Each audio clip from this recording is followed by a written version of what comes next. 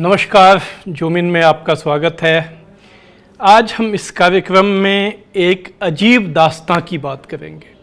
अजीब दास्तां है कि वो दास्तां क्या है और हम उसे अजीब क्यों कह रहे हैं, उसके पीछे आखिर ऐसी क्या पहलू हैं जिसने उसे अजीब बना दिया है, इसे ही हम समझने की कोशिश करेंगे। अजीब दास्तां यह है कि हम लोग डेली ये खबर देखते हैं कि हमारी इकोनॉमी जो है वो लगातार उसमें गिरावट आ रही है। आज ही ऐसी खबर है कि इसमें जो इस जीडीपी का जो वृद्धि दर है, वृद्धि की तो बात ही अलग है, इस बार वो नीचे माने माइनस में उसकी जो वृद्धि होगी वो 10 से 15% या 20% तक कुछ हो सकती है। अभी इसका अनुमान भी नहीं लगाया जा पा रहा है। लगभग 2 करोड़ लोगों की नौकरियां पिछले 3-4 महीनों में चली गई हैं और इस तरह की अनेक पीएफ के जो आंकड़े हैं आ जाए हैं, तो वो भी बताते हैं कि हमारी अर्थव्यवस्था बहुत ख़राब हाल में है। हमारी और आपके घर की अर्थव्यवस्था भी इसके साथ ही बिगड़ी है और बिगड़ रही है।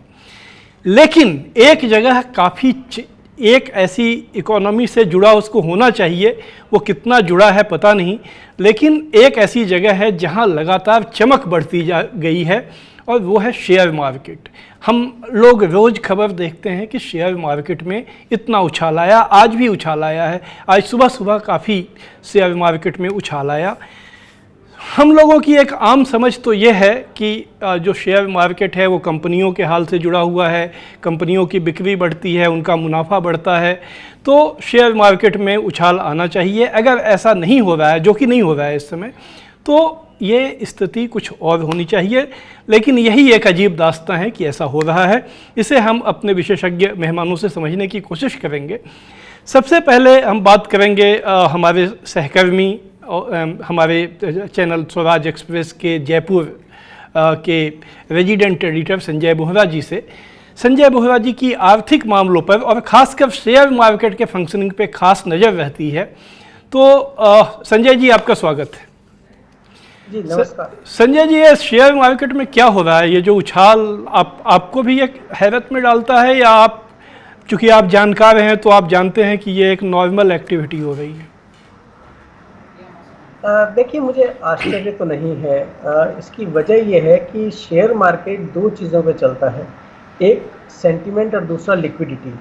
तो सेंटीमेंट अगर आप कह सकते हैं इस वक्त की ख़राब है क्योंकि अर्थव्यवस्था की हालत ख़राब है इसलिए, लेकिन लिक्विडिटी जो है ना वो अबंडेंट है। इसकी वजह यह है कि लगातार इंटरेस्ट रेट गिर रही है और लोगों को बहुत सस्ता लोन सस्ते दाम पर इंटरेस्ट रेट पे पैसा उधार मिल रहा है।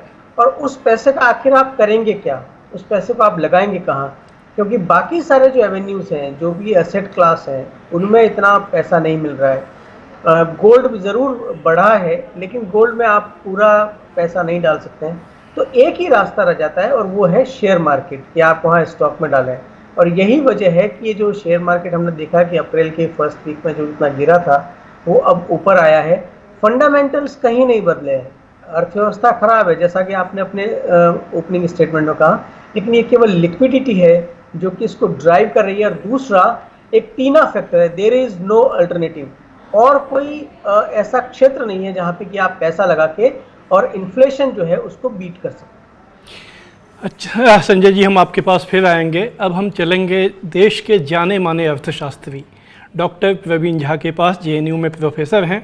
इनसे हम समझने की कोशिश अभी हम लोग प्रवीण झा के पास चलेंगे। उसके पहले हम कुछ बातें हम पर गौर कर लें।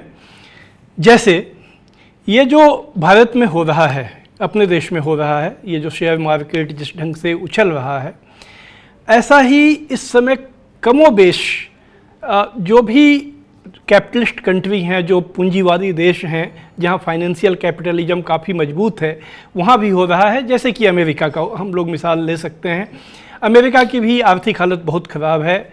वहां पर लगभग 50 पाँच करोड़ लोग ऐसे हैं जिनकी नौकरी गई है पिछले दिनों जब से ये पैंडेमिक आया है।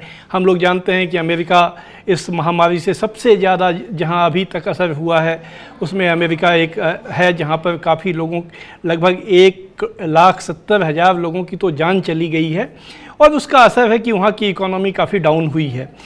वहाँ की इकोनॉमी डाउन हुई है, इसके बावजूद वहाँ का जो शेयर मार्केट है, वहाँ का जो इंडेक्स है शेयर मार्केट का, वो लगातार उछला है और उसमें काफ़ी खुशहाली दिखती है, जिसका कि बार बार वहाँ के राष्ट्रपति डोनाल्ड ट्रंप भी उसका जिक्र करते हैं।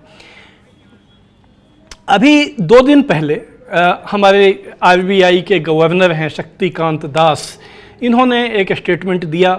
उन्होंने कहा कि एक डिस्कनेक्ट है ये शेयर मार्केट में और असल इकोनॉमी में जो हो रहा है, ये डिस्कनेक्ट उन्होंने कहा कि लेकिन ये हमारे यहाँ ही सिर्फ नहीं है, ये ग्लोबल फेनोमिना है। तो हम लोग आज इसी फेनोमिना को समझने की कोशिश कर रहे हैं और इसके लिए हम चलेंगे डॉक्टर प्रवीण झा के पास, देश के जाने माने अर्थशास्त्री, जेएनयू में प्रोफेसर हैं। उनसे हम इसको समझने की कोशिश करेंगे। सर आपका स्वागत है। सर, ये जो कहा जा रहा है कहीं पर कि वॉल स्ट्रीट और मेन स्ट्रीट का फासला बढ़ रहा है, हमारे यहाँ दलाल स्ट्रीट और हमारा जो मेन स्ट्रीट है, मेन स्ट्रीट से मतलब जो रियल इकोनॉमी है, ये फासला लगातार बढ़ता जा रहा है, इकोनॉमी नीचे जा रही है, शेयर मार्केट ऊपर जा रहा है। शक्तिकांत दास जी ने कहा कि ये ग्लोबल फिनोमिना है। तो ये क्यों है सर, ऐसा क्यों? ये मतलब हम लोग नहीं समझ पा रहे हैं, अगर आप हमारे दर्शकों को समझाएं।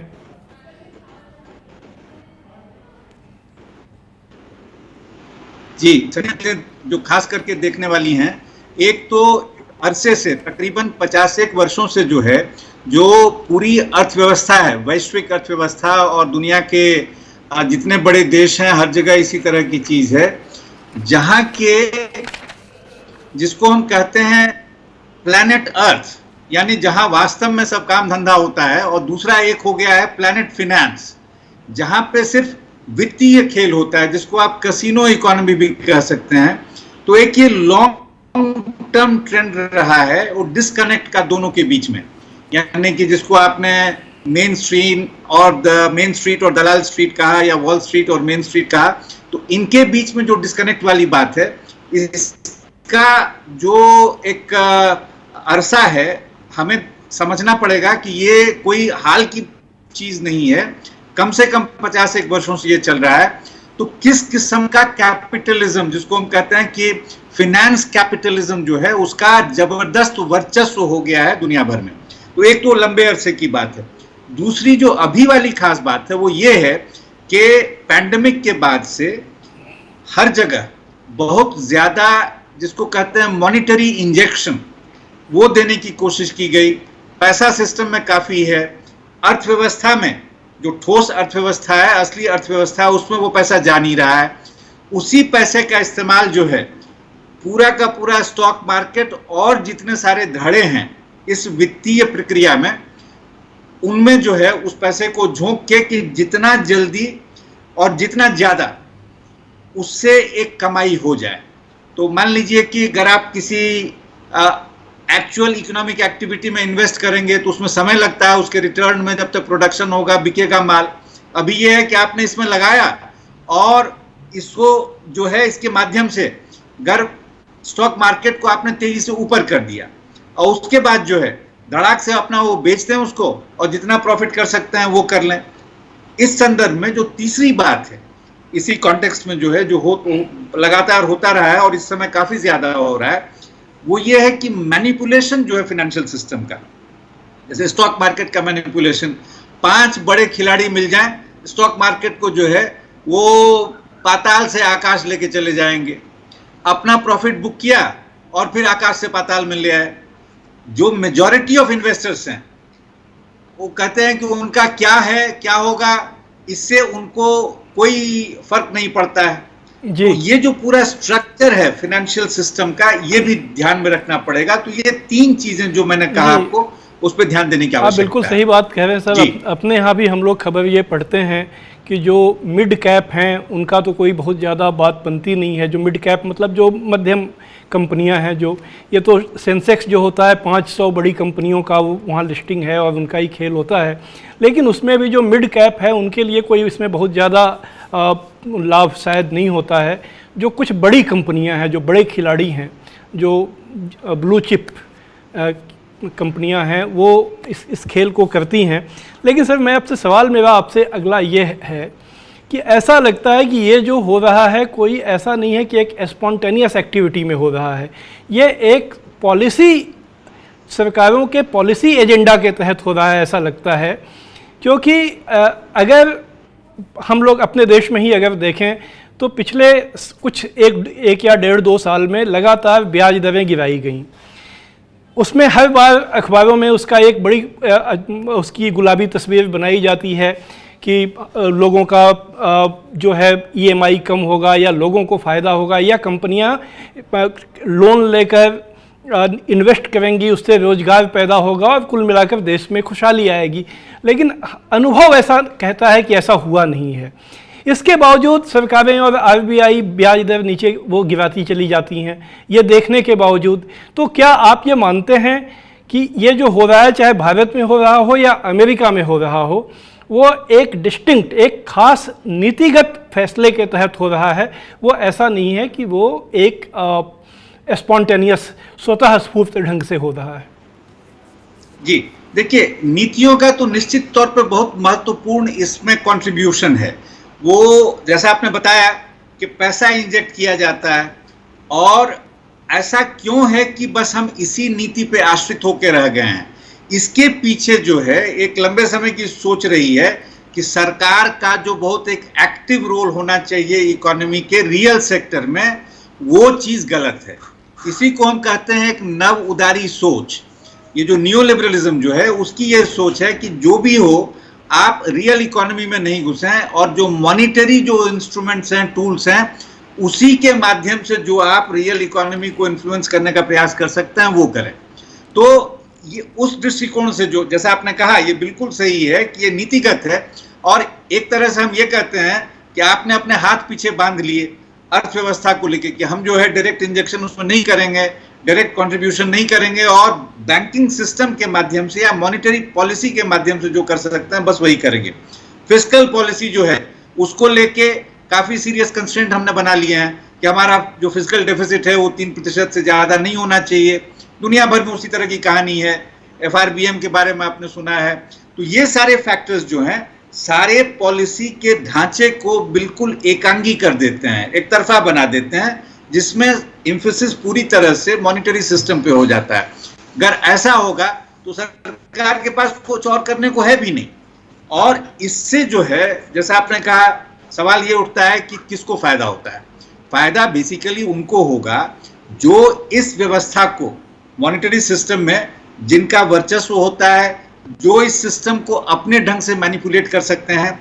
और उसके साथ साथ जैसे मैंने आपको बताया, एक स्पॉन्टेनिटी जो है सिस्टम की वो ये है कि हमें प्रॉफिट बनाना है, किससे? सर्कुलेशन से, एक्चुअल प्रोडक्शन से नहीं। इसी को बहुत लोग कैसीनो इकोनॉमी कहते हैं जी।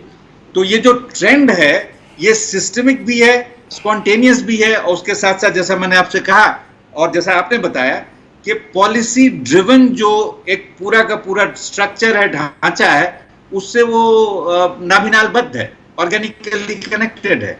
जी जी, अभी हम सर आपके पास एक बार फिर से आएंगे। अभी हम संजय जी के पास एक बार चलते हैं। संजय जी, आप बहुत सीनियर जर्नलिस्ट हैं, काफ़ी समय से आप पत्रकारिता में हैं। जो हम लोग पत्रकारों का एक काम है कि हम लोग जो कोई भी खबर है उसके अंदर की कथा बताएं। तो लेकिन ये जो मीडिया है, पूरा ही मीडिया है, चाहे वो हिंदी का हो, इंग्लिश का हो, हम सिर्फ गुलाबी अखबारों की बात नहीं कर रहे हैं, जो पिंक अखबार हैं, जो बिजनेस अखबार हैं, सभी अखबारों में ये जब ब्याज दर गिराई जाती है तो इतना उल्लास का माहौल क्यों बन जाता है? इसलिए कि जो अखबार हैं उनका मॉडल ये है कि वो सब्सक्रिप्शन बेस्ड नहीं है। ये जो मीडिया है ये एडवर्टीजमेंट पे चलता है। तो उसकी मजबूरी बन जाती है कि वो एक बढ़िया सी तस्वीर दिखाए कि साहब सब कुछ अच्छा ही अच्छा है, ताकि लोगों को प्रेरित करें कि वो खरीदें। क्योंकि अगर लोग खरीदेंगे, कंपनियों की इकोनॉमी इनकम बढ़ेगी, तो फिर कंपनियां विज्ञापन पर पैसा खर्च करेंगी और वो पैसा इनके पास आएगा। तो ये जो रिश्ता है, इस वजह से वो चाह करके भी, अगर चाहती भी है, पहली बात तो वो चाहती नहीं, क्योंकि इनके जो मालिक हैं, आज तो ये मीडिया कंपनियां भी जो हैं वो स्टॉक मार्केट पर लिस्टेड हैं, पहले तो नहीं हुआ करती थी। तो ये लोग चाहते नहीं है कि जो सच्चाई सामने आए, क्योंकि अगर सच्चाई सामने आती है तो फिर लोग क्यों पैसा लगाएंगे। ये उसी तरीके से जैसे किसी भी आप म्यूचुअल फंड वाले से बात कीजिए तो वो आपको हमेशा यही बताएगा कि देखिए इतने सालों में इतना आपका पैसा हो जाएगा, बड़ा हो जाएगा, डबल हो जाएगा, या 15% की ग्रोथ मिलेगी। वो आपको कभी नहीं बताएगा कि ये जो ग्रोथ है ये कम भी हो सकती है। तो ये मिला जुला खेल है और इनके सबके स्वार्थ हैं। पहले ये कंपनियां लिस्टेड नहीं होती थी, मीडिया कंपनी भी लिस्टेड है और एडवर्टीजमेंट रेवेन्यू पे ये निर्भर करती हैं। तो कुल मिलाकर यह है कि अगली बार जब ब्याज दर गिराई जाए और अखबारों में और चैनलों पे आप देखें कि एक बड़ी अच्छी खबर आ गई, तो आप इस पर सोच सकते हैं कि ये खबर आपके लिए अच्छी नहीं है, ये समाज के बहुत से छोटे से तबके के लिए अच्छी है, लेकिन हम चूँकि मीडिया उन्हीं के नज़रिए से समाज को देखता और बताता है, तो इसलिए आपको बताया जाता है कि कोई बड़ी अच्छी खबर आई है। ये इस आपके ऊपर इसका क्या असर होता है, ये हम बात करेंगे ब्रेक के बाद। अभी हम ठहरते हैं एक छोटे से ब्रेक के बाद, इसके बाद हम फिर अगले सवालों के साथ अपने मेहमानों के पास चलेंगे। अभी एक छोटा सा ब्रेक।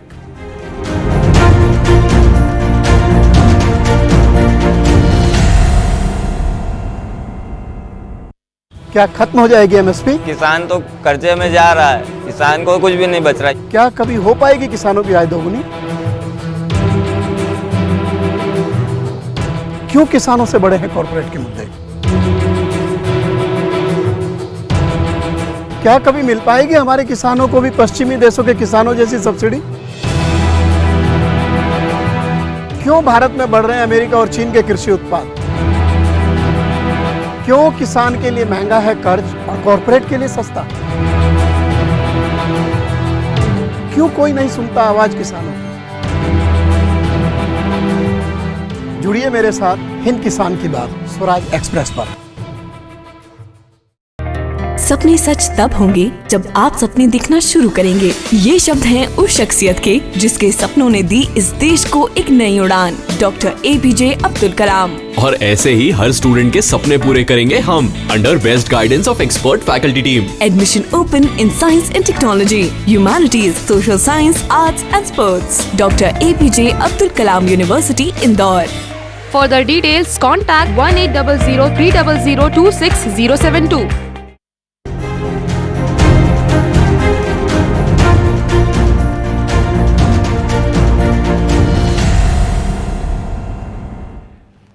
ज़ूम इन में आपका एक बार फिर से स्वागत है। आज हम लोग जो दलाल स्ट्रीट और मेन स्ट्रीट यानी असल अर्थव्यवस्था और शेयर मार्केट के बीच का जो फ़र्क है उसे समझने की कोशिश कर रहे हैं। हम एक बार फिर चलेंगे डॉक्टर प्रवीण झा के पास। ये जो पिछले कुछ समय में, ये आपने तो कहा कि ये लंबे समय से हो रहा है, जब से फाइनेंशियल कैपिटलिज्म का दौर आया है तब से ये सब चीज़ें चल रही हैं। लेकिन अगर हम अपने बातचीत को अभी हाल के कुछ सालों में, कुछ वर्षों पर अगर रखें, तो अपने देश में ये हुआ है कि अभी 2009-10 तक जो ब्याज दरें होती थी, वो अगर FD एक मिडिल क्लास का कोई आदमी करता था तो उसे 9-10%, 9-9.5% तक का उस पर मिलता, ब्याज के हिसाब मिलता था, और उससे वो एक अपने रिटायरमेंट को या अपने घर अपनी एक अलग आमदनी को वो प्लान कर सकता था। आज स्थिति ये हो गई है कि जो इन्फ्लेशन रेट है, ब्याज दर उससे कम हो गया है, और उसमें यह हो गया है कि बैंक में पैसा रखना एक तरह से घाटे का सौदा हो गया है। तो ये जो जिस पॉलिसी ड्रिवन, ये जो आप बात कह रहे थे कि ये जो पॉलिसी है, क्या आपको ये लगता है कि ये पॉलिसी असल में मिडिल क्लास या जो भी बचत करने वाले तबके हैं उनके लिए ये नुकसान का सौदा है? एक्चुअल में उनका जो मनी ट्रांसफ़र जो कहते हैं, हमारे हिस्से का पैसा कहीं और ट्रांसफ़र किया जा रहा है और ये इसमें सरकार मददगार बन रही है। क्या आप मेरे इस आकलन से सहमत हैं? जी सत्येंद्र जी, इसमें देखिए 3 बातें हैं आप कह रहे हैं। एक तो जो है इन्फ्लेशन और जो डिपॉजिट्स पे जो रिटर्न होता है उसके बीच का जो संबंध है, निश्चित तौर पे अगर हम बिल्कुल हाल का समय देखें जिसमें कि इन्फ्लेशन के दर में कमी आई है, उसके बाद आप देखते हैं कि उसमें जो है थोड़ी बढ़ोतरी हो गई, लेकिन मिला जुला के ये जो है आपका 4 से 6% के बीच में है, उससे कोई बहुत अलग नहीं होता है ये रेट। और जो दरें हैं डिपॉजिट्स पे उसमें कमी आ रही है ओवर टाइम। अगर आप वो देखें कि सेविंग्स रेट, सेविंग्स अकाउंट में जो आपको मिलता है उस सब में जो हो रहा है उसकी तुलना में होता क्या है, और यही तीसरी बात जो महत्वपूर्ण हो जाती है आपकी चर्चा के मुताबिक, कि जितने सारे दूसरे किस्म के सोर्सेज जिसमें आप इन्वेस्ट कर सकते हैं, मसलन म्यूचुअल फंड की बात की गई पहले, उस सब में जो है कहा जाता है आपको 10%, 20%, 25% कुछ भी मिल जाएगा, आप आइए उसमें पैसा लगाइए। बैंकिंग सिस्टम को ग्रेजुअली उसमें पुश किया गया। बैंकिंग सिस्टम का ही जिसको कहते हैं ना कि यूनिवर्सल बैंकिंग की तरफ जो उसको धक्का दिया गया, ये सारी चीजें पहले शुरू हुई थी। तो अब क्या होता है कि डिपॉजिटर्स को लगता है कि अगर हमें अपने बैंकिंग सिस्टम में ट्रेडिशनल तरीके से कुछ नहीं मिल रहा है तो चलिए हम उधर ही चलते हैं। तो ये जो हाल की बात है आपने कही, इससे उनकी सोच पे इस तरीके का एक असर होता है। लेकिन उसमें यह है कि 2, 3, 4 जीतेंगे, मतलब यानी कि रिटर्न मिलेगा ठीक ठाक, बाकी 90, 95 जो है वो डूबेंगे। उसका क्या होगा? क्योंकि वो एक रिस्की गेम है। हाल ही में आपने सुना होगा कि वो टेम्पल्टन को कैसे जो है बचाने की कोशिश की गई। इसी तरीके से ये बार बार होता है कि सक्सेस जो है वो कम का होता है इस पूरे सेक्टर में, क्योंकि फाइनली रिटर्न तो डिपेंड करेगा ना कि रियल इकोनॉमी की क्या स्थिति है। आपका फाइनेंशियल रिटर्न जो है पूरी तरह से उससे अलग हो नहीं सकता है एग्रीगेट सेंस में, लेकिन निश्चित तौर पे कुछ जो है उसमें फायदा उठा सकते हैं, अधिकतर नुकसान उठाएंगे। अंततः नुकसान किसका होगा? जिसको आपने कहा कि middle class, lower middle class, इस तरह के लोग जो उस मार्केट में चले जाते हैं। तो एक उसका बड़ा तबका है जो इसको झेलता है। और ये हमेशा इस तरह की खबरें सुनने को आती हैं कि ये म्यूचुअल फंड डूब गया, ये एनबीएफसी डूब गया, और फिर सरकार कहती है नहीं नहीं इसको बचा लो। क्यों बचा लो? बचाने के पीछे क्या औचित्य, क्या सोच है कि एक खास किस्म का मॉडल जो है कैसे उसको बराबर सस्टेन किया जाए जी, ये भी एक अपने आप में गलत सोच है। तो आपको इस पूरे परिदृश्य को जो है विस्तार से देखना होगा, और इसमें जहां तक जो मध्यवर्गीय या निम्न मध्यवर्गीय इन्वेस्टर्स हैं उनका फायदा नहीं के बराबर होता है। तो एक छोटा तबका है, अभी किसी का फायदा हो जाए, लेकिन मिला जुला के जो है ये उनका फायदा नहीं है। एक खास सिस्टम को प्रमोट करने वाली बात। तो मैं यही समझने की कोशिश कर रहा था सर कि ये जो ट्रेडिशनल बैंकिंग सिस्टम जो अपना था, और जिसमें कि ब्याज दरें काफ़ी हाई थी, हम लोग जब यंग युवा थे तब हमारे जो पेरेंट्स थे तब तो ये कहा जाता था कि 5 साल में रकम 2 गुनी हो जाती है, जितनी रकम आप अब बैंक में अगर एफडी में डाल दें। आज 2 गुना का तो कोई सोचता नहीं है। मैं तो ये कह रहा हूँ कि जो आपके हमारे मनी का जो रियल वैल्यू है वो भी ब्याज से नहीं आ पाता है। तो उसमें एक जो साधारण व्यक्ति है जो बहुत ज़्यादा ये शेयर मार्केट के उतार चढ़ाव और उसमें कहाँ पैसा लगाएं, कहाँ निकालने, कब निकालने का सही वक्त है, इन सब चीज़ों में वो बहुत माहिर नहीं होता है उतना। बैंक में तो एक एश्योरेंस रहता था कि हमने लगा दिया तो इतना पैसा हमारे पास आ जाएगा। तो कुल मिलाकर जो अगर हमारा जो पैसा, हमारी जो एक एक्सपेक्टेड हमारी इनकम का जो एक सोर्स था वो ख़त्म हो गया। लेकिन जब ब्याज दर इन्फ्लेशन रेट से भी नीचे हो जाएगा, बार बार कहा जाता है कि जापान में 0% ब्याज दर है, बहुत से देशों, मतलब अगर 0% है तो इन्फ्लेशन अगर 1% भी है तो बैंक में जो पैसा रखा गया है उसका वैल्यू कम हो रहा है। तो वैसी परिस्थिति में जो अगर मेरे पैसे का वैल्यू कम हो रहा है और वो पैसा कोई और पर्सन निकाल कर शेयर मार्केट में लगा के पैसा कमा रहा है, तो मैंने जो आखिर में आपसे पूछा था मैं उसी को समझना चाहता हूं। तो क्या ये नहीं है कि हमारे पैसे को ट्रांसफ़र किया जा रहा है एक छोटे से तबके के पास में? निश्चित तौर पे इसमें कहीं कोई संदेह नहीं है कि उस पैसे का इस्तेमाल अंततः कौन कर रहा है या कौन कर रही है और उद्देश्य क्या है उसका। अगर उसका उद्देश्य यही है कि जिसको मैंने पहले कहा कैसीनो कैपिटलिज्म, यानी कि इस स्पेक्यूलेशन के माध्यम से अगर आप जो है अपनी आय में वृद्धि करना चाहते हैं तो उसमें निश्चित तौर पे कोई न कोई तबका तो जीतेगा ही, बाकी उसमें डूबेंगे, ये बात भी सही है। हम जानते हैं जैसा कि फाइनेंशियल क्राइसिस में हुआ, 2007-8 में 9 में हुआ, और एक वैश्विक क्राइसिस थी वो, उसके बाद हमारे यहाँ भी वो सब समस्या खड़ी हो गई। तो ऐसे फेजेस आएंगे आपको, जब वो जिसको कहते हैं ना सब प्राइम तरीके से, जिसको लेंडिंग को हम बोलते हैं कि बहुत औचित्य वाला नहीं था और उसका जो है इस्तेमाल जिस तरीके से हुआ तो अंततः लोगों का नुकसान हो गया, तो बड़े तबके का नुकसान भी हो सकता है। लेकिन ये बात जरूर है कि बैंकिंग सेक्टर में जो पैसा डाल रहे हैं, और अगर ऐसी स्थिति बन जाती है कि रेट ऑफ रिटर्न जो है वो नेगेटिव हो जाए, अगर आप इन्फ्लेशन को कैलकुलेशन में ले आते हैं तो निश्चित तौर पे वहां तो घाटे का सौदा है ना। जी सर। लेकिन कोई न कोई वहां उससे फायदा निश्चित तौर पे उठा रहा है। तो एक तरह का ट्रांसफर ऑफ मनी है, जो कि एक जो मेहनत कश लोग हैं जिन्होंने अपनी बचत की है, transfer of wealth, transfer of assets जी। और ये कुल मिलाकर एक जो इन समाज की जो गैर बराबरी है, इनइक्वलिटी है, उसको बढ़ाने वाला ये एक सिस्टम है। और जो हमारी लोकतांत्रिक ढंग से चुनी हुई सरकारें हैं, आज की भी जो सरकार है, कुछ अतीत की भी सरकारें हैं, वो इसमें मददगार बनी हैं। मध्य वर्ग, मेहनत कश तबकों का पैसा जो शेयर मार्केट के खिलाड़ी हैं वहाँ पहुँचाने में आपने सब अपना समय दिया, इसके लिए आपका बहुत बहुत धन्यवाद। अब हम चलेंगे संजय जी के पास। संजय जी, ये जो बात हम लोगों ने की ये तो बहुत साफ है। आपसे एक व्यक्तिगत सा सवाल है, ये जो पॉलिसी एजेंडा है इसकी कुछ चुभन, कुछ पिंच आपको भी महसूस हुआ है?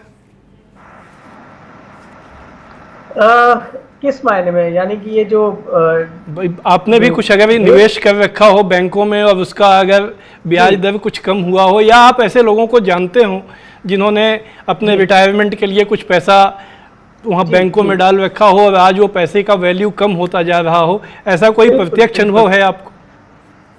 देखिए, जो भी पेंशनर्स हैं, चाहे वो मेरी मदर इन लॉ हो, वो मेरी नानी हो, ये लोग तो मार्केट को समझते नहीं है। इन लोगों के लिए तो सिर्फ एक ही है कि जो पेंशन आती है वो बैंक में रहे, और जो इनका जो पीएफ का जो पैसा आया है, जो ग्रेच्युटी आई है, उसमें ये इनको ब्याज मिलता रहे।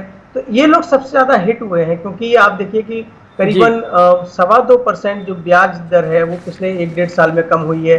तो इन लोगों को इतना कॉम्प्लेक्स ये जो सिस्टम है, टूल्स हैं, वो समझ में नहीं आते। अब ये सबसे ज़्यादा हिट हुए हैं।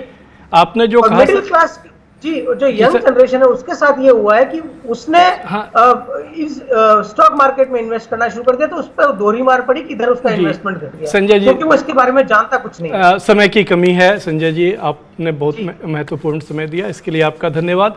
तो आज हम लोगों ने समझने की कोशिश की शेयर मार्केट और जो असल अर्थव्यवस्था है उसके फ़र्क की, और ये जो फ़र्क आ रहा है इससे कैसे हम लोग, हमारे आपके घर के जो बुजुर्ग हैं जिन्होंने पेंशन फंड में या जो पेंशन का मिला हुआ पैसा या रिटायरमेंट का पैसा कहीं निवेश कर रखा है, वो हिट हुए हैं, उनको चोट पहुंची है। और दूसरी तरफ शेयर मार्केट के खिलाड़ियों की जो का खेल है वो चमक रहा है। यही आज का हमारा विषय था। आज जूम इन में बस इतना ही। जूम इन के अगले अंक में हम फिर आएंगे किसी एक खास मुद्दे को समझने की कोशिश में। तो आज नमस्कार।